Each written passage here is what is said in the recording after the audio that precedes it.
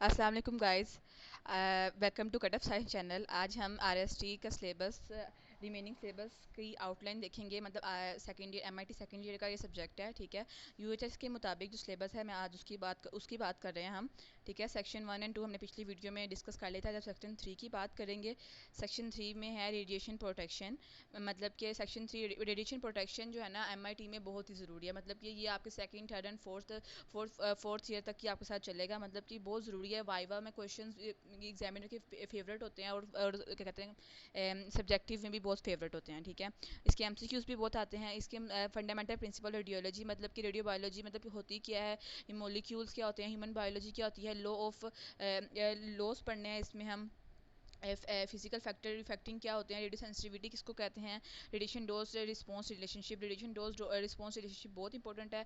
अब उसके बाद हम देखेंगे रेडिएशन मैक्रोमोलिक्यूल। मतलब इस सेक्शन ये सेक्शन बहुत ही ज़रूरी है, और इसमें हम ना क्या कहते हैं, सारे इंट्रैक्शन देखते हैं रेडिएशन के। मतलब रेडिएशन के इफेक्ट्स क्या होते हैं, अर्ली इफेक्ट कौन कौन से होते हैं, अर्ली इफेक्ट कौन कौन से होते हैं, लेट इफेक्ट कौन कौन से होते हैं, साइटोजेनिक इफेक्ट कौन कौन से होते हैं। ये मतलब कि टोटल रिस्क कितना होता है। रेडिएशन एंड प्रेगनेंसी भी बहुत बहुत फेवरेट टॉपिक है, और ये बहुत इंपॉर्टेंट है। अब हमने हेल्थ फिजिक्स, मतलब कि हमारे फिजिक्स हमारे हेल्थ पे क्या क्या अफेक्ट करती है एक्सरे, हमें इसकी प्रोटेक्शन के लिए क्या क्या करना चाहिए।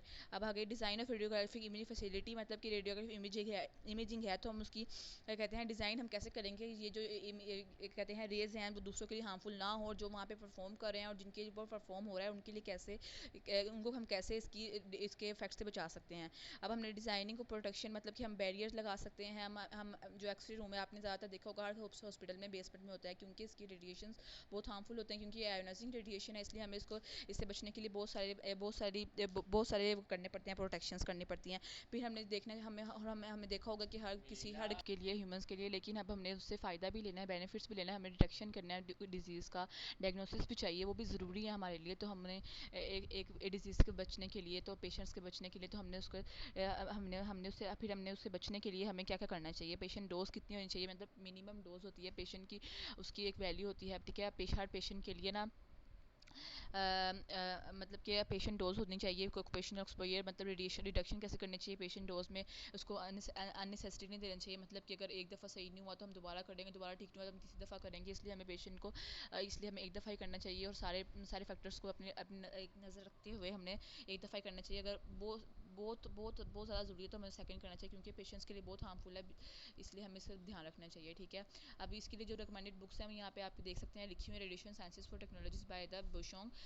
बुशंग होती है इसके लिए, second session physics of medical imaging by Bushong. लेकिन जो सबसे ज़्यादा रिकमेंडेड बुक है ना, वो बुशोंग है। इसमें बहुत अच्छा लिखा हुआ है, और वो मतलब कि बहुत ईजी है।